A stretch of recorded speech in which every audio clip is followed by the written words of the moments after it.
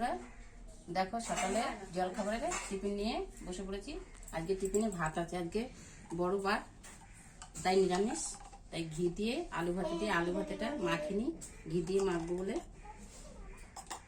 এই দেখো আলু ভাতে দিয়ে ঘি, আর এই দেখো পেঁপে সিদ্ধ আছে, পটল ভাজা আছে। এই সকালে টিফিনে এই মেনু।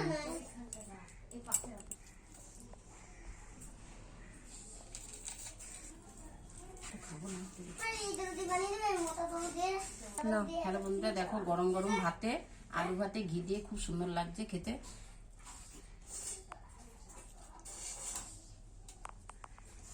বলো বন্ধুরা, গরম গরম ভাতে আলু ভাতে ঘি দিয়ে খুবই সুন্দর লাগছে খেতে।